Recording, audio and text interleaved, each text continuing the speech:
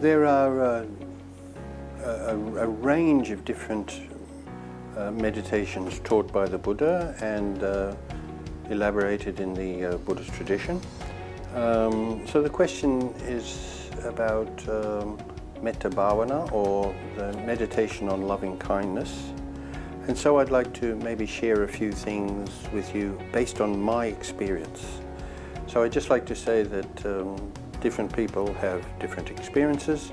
My experiences may be somewhat different from others, but also at the same time I give great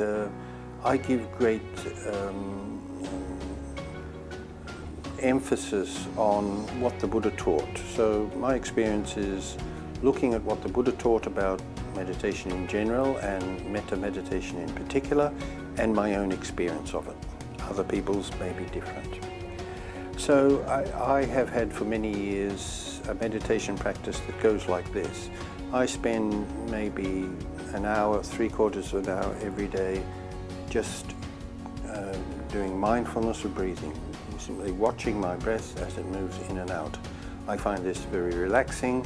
I found that it focuses.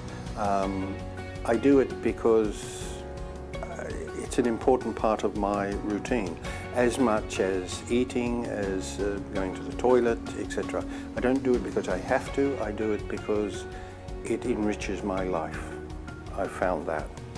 However, when I am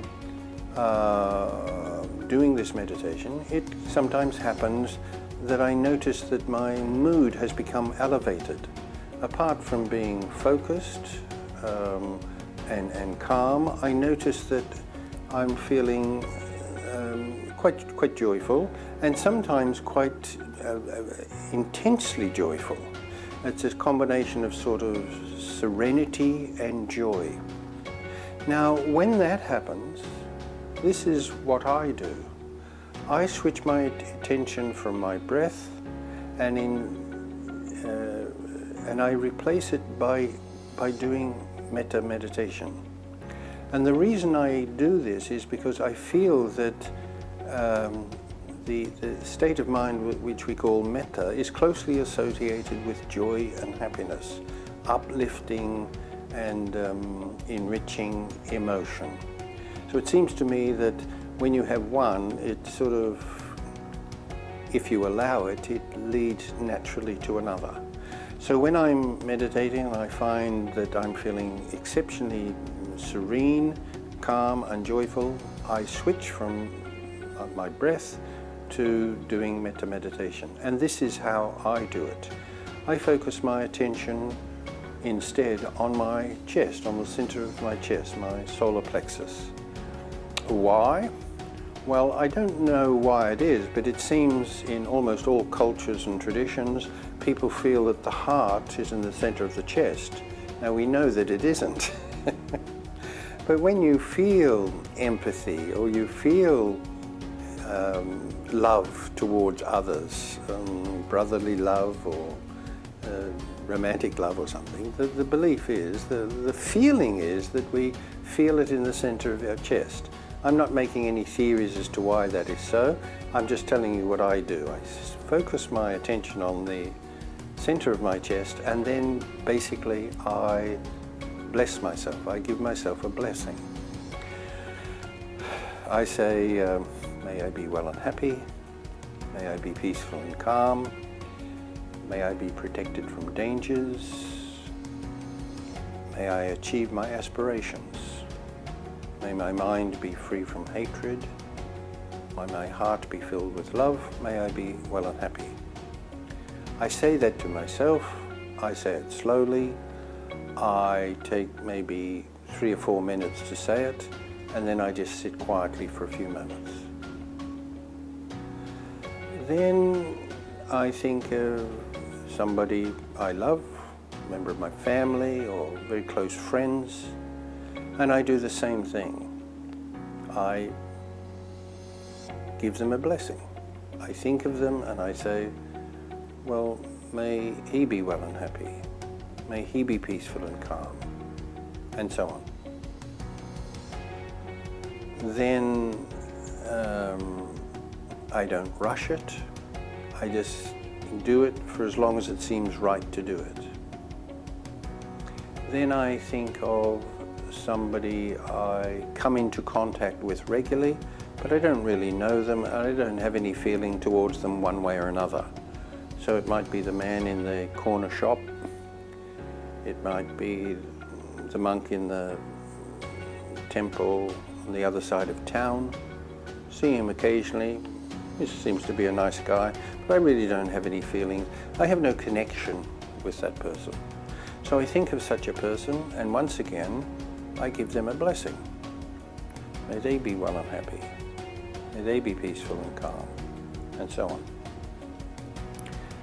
Then when I've done that, I think of somebody I don't like. Now it seems to me that most people might have one or two people that they have a very, very strong negative feeling towards, and then a lot of people, perhaps quite a lot more people, who they just don't like them, but they don't necessarily hate them. They think they're a pain in the neck, or they talk too much, or they think they're better than me, or whatever. They just irritate me a little bit. So they're not what you would call an enemy. You don't have hatred towards them. You select one such person. It may be that they don't speak to you very kindly, or they did you wrong at one point or another, and you still have some lingering negative feeling towards them. So I think of one person like that, and I extend a blessing to them too. May they be well and happy. May they be peaceful and calm. May they be protected from dangers. May they achieve their aspirations. May their minds be free from hatred. May their hearts be filled with love. May they be well and happy. So I extend a blessing to them. Then the tradition in Buddhism is then you think of all people, maybe even all beings. And the traditional way of doing is that may all beings in the north, may all beings in the southern direction, and all beings be in the above and below. You do this exercise of thinking of all beings. I don't do this too often because I find that conceptually I can't really think of all beings, only in the most abstract way. So I don't do that very often, but I know that other people do, and they tell me that that sort of enhances their positive feeling, so that's okay. So when I think of and extend a blessing to somebody I don't like, when I finish that, I think of somebody I know, or I've heard about, or I might have seen on the news, who is, for whatever reason, deeply distressed. Maybe it's somebody who comes to the temple and they told me that their brother or their mother is critically ill. So I get some information about that person and I extend a blessing to them. May Mr. Such and Such or Mrs. Such and Such be well and happy. I hope they are free from dangers. I hope they achieve their aspirations and whatever. And so I do that to them. So basically I have myself, a loved person, a neutral person, a disliked person, and in my case, somebody I know or know of who is not doing well right now. And then when I finish that, I simply sit there and wait until it feels right to stop and to get up. So this is the way that I do metta meditation, and I found it really very helpful in dissolving, in reinforcing positive feelings towards some people, resolving negative feelings towards other people, in creating the beginning of some interest and feelings towards a person that I didn't really pay much attention to previously.